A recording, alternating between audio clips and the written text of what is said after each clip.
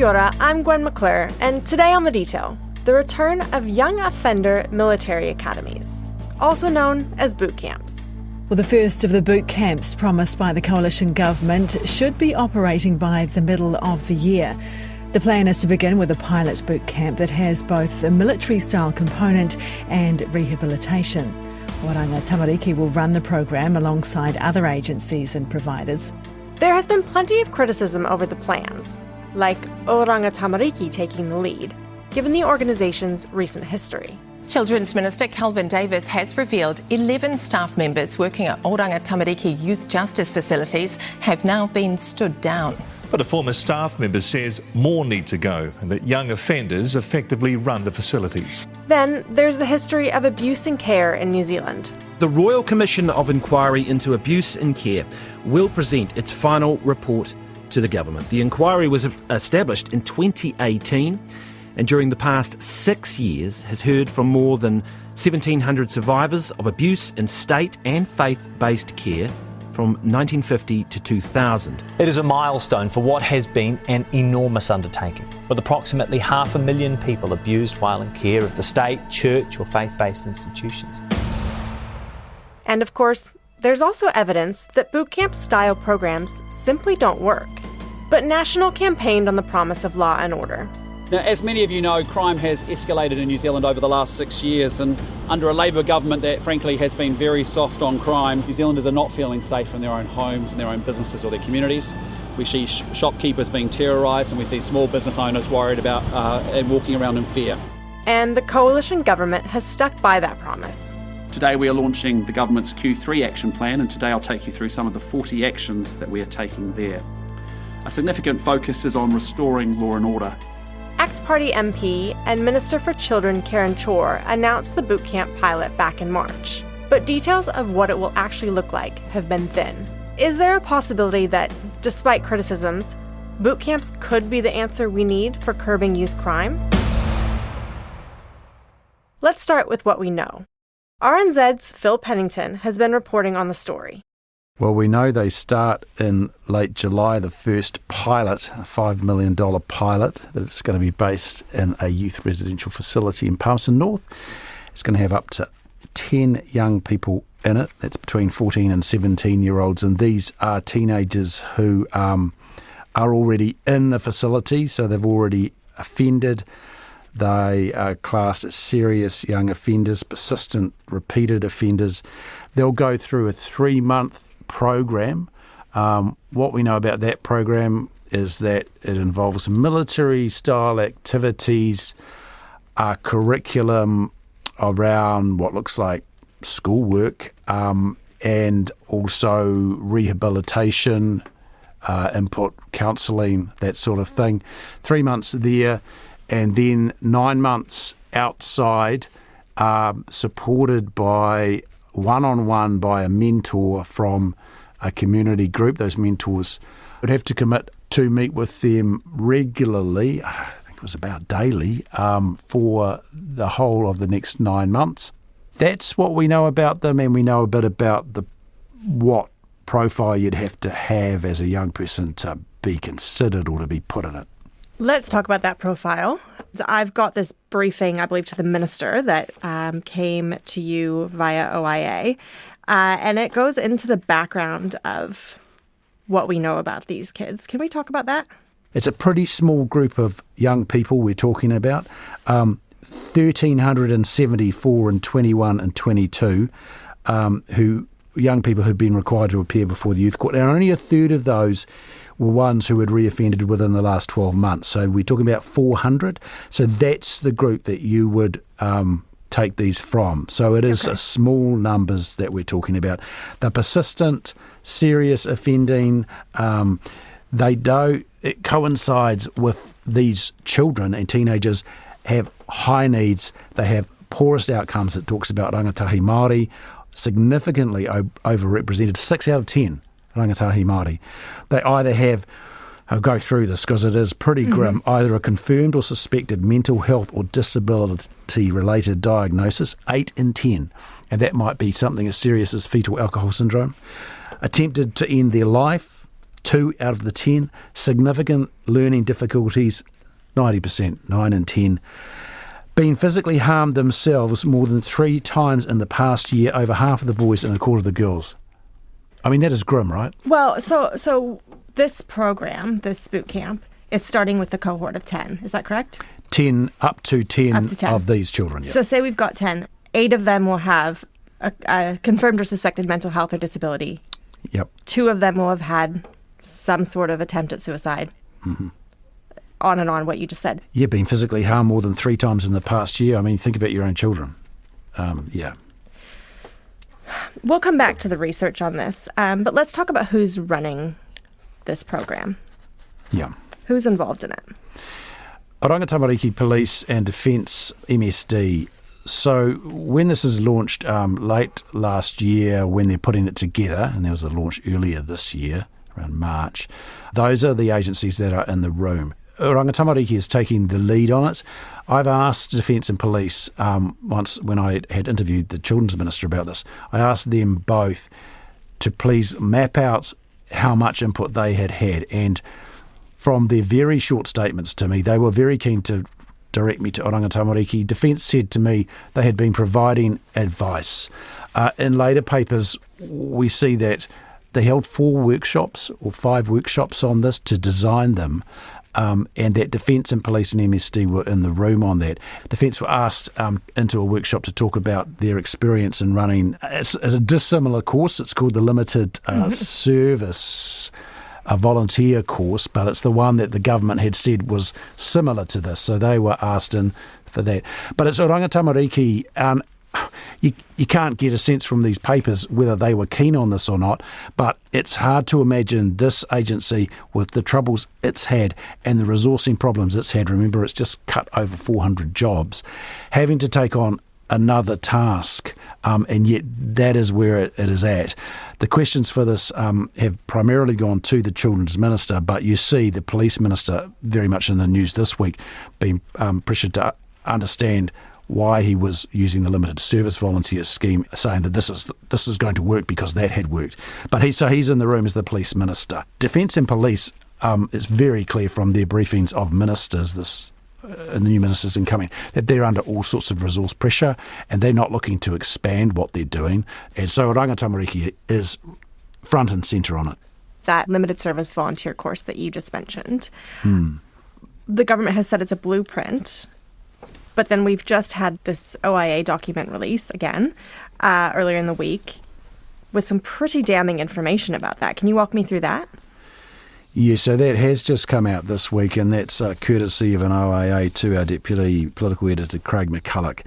That is damning, and it is embarrassing for Mark Mitchell and the government, because they had referred to this limited service volunteer LSV scheme as a blueprint, and that goes way back several months that they've been doing that. Now, this OIA shows you that in an interview that Mr Mitchell gave to RNZ back in March, that straight away Defence wrote to their minister saying comparison between these schemes, between the boot camps and their schemes, should not be made because they're very different. LSV is for volunteers, it's for adults over 18.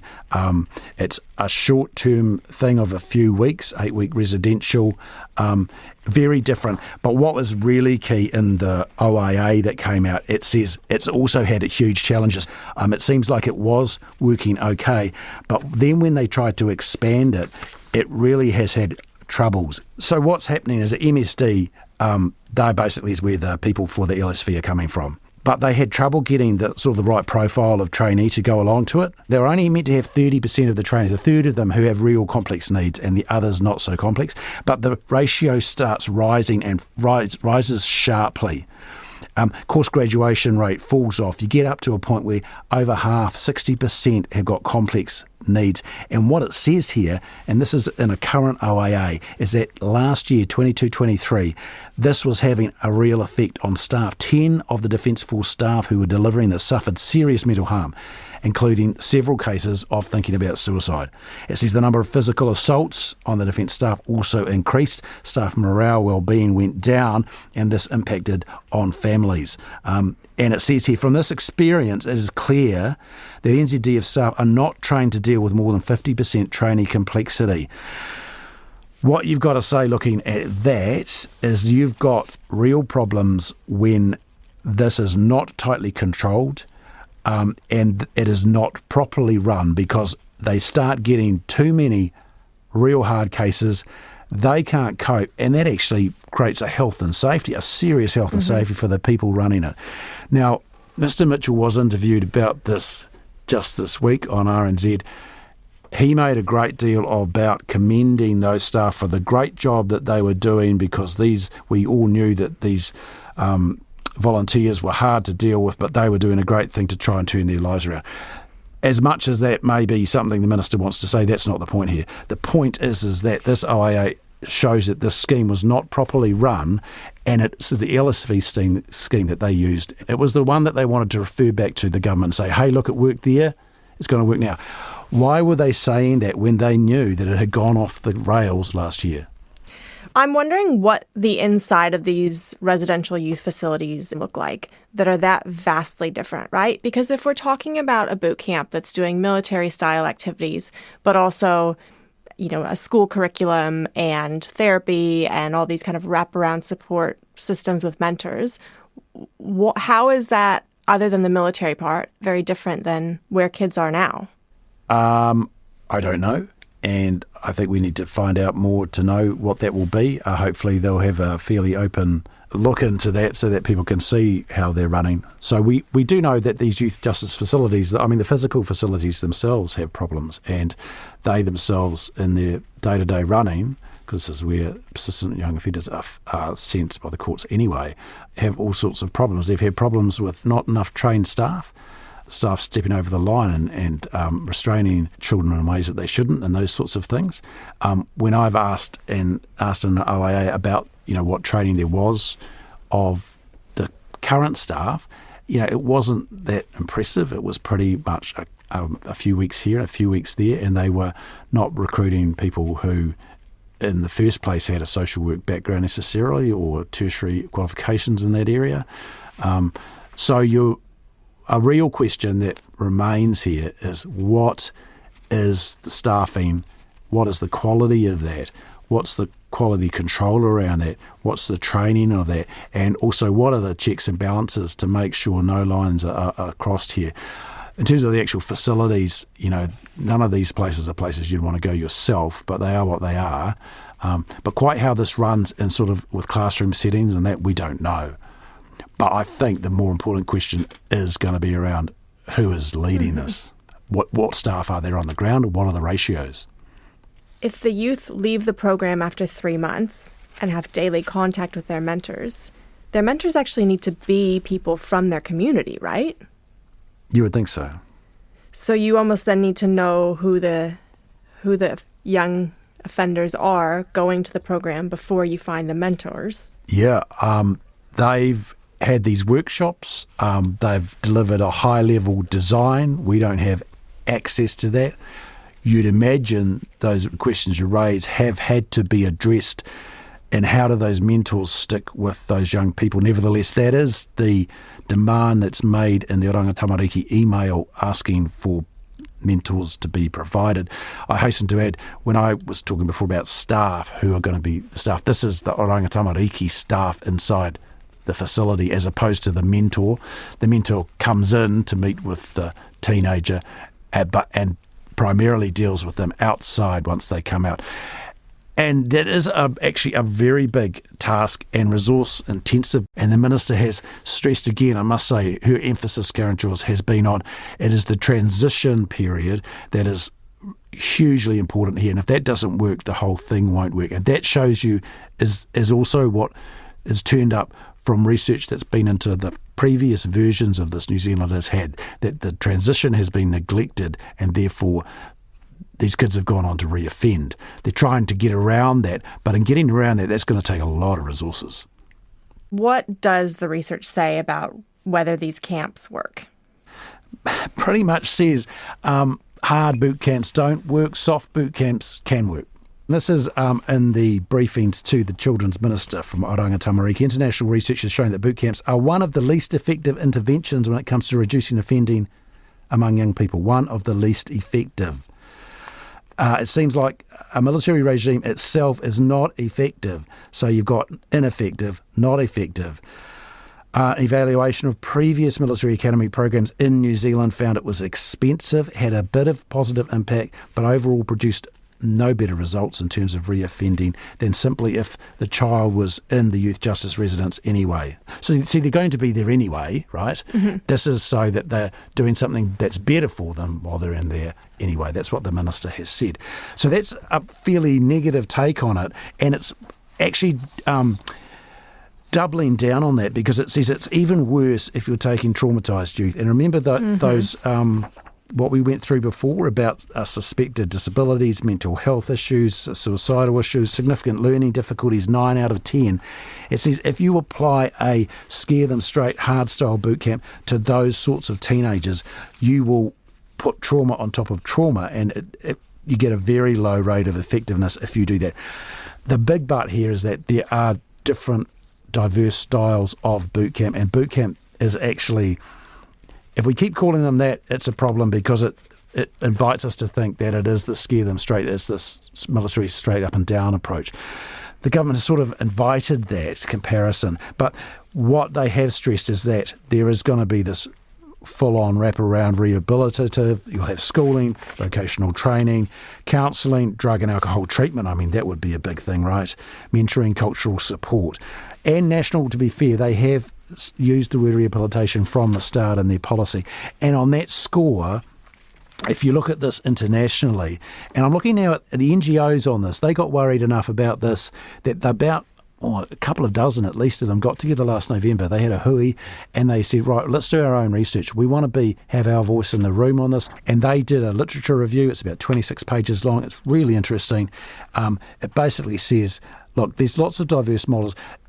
Pre-2000, early 2000s, it was very much the, boom, boom, boom, do what I say, and all run by defence. But that more latterly, there's been a lot more emphasis in military residential youth programs on therapeutic elements, is what they call them. Often still delivered by military staff, but it's moving away from punishment to support and development. Basically saying, if you've got a punishment program, that's not going to work.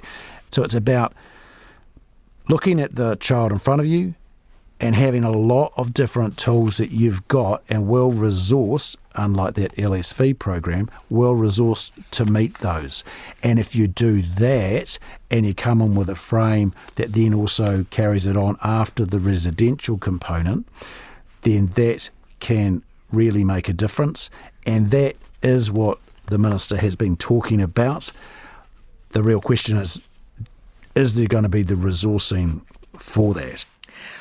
Well, and is there going to be the government support? I guess my question is, if you feel like you are having to play a political game, can you really implement a softly approach when the government's saying crack down on crime?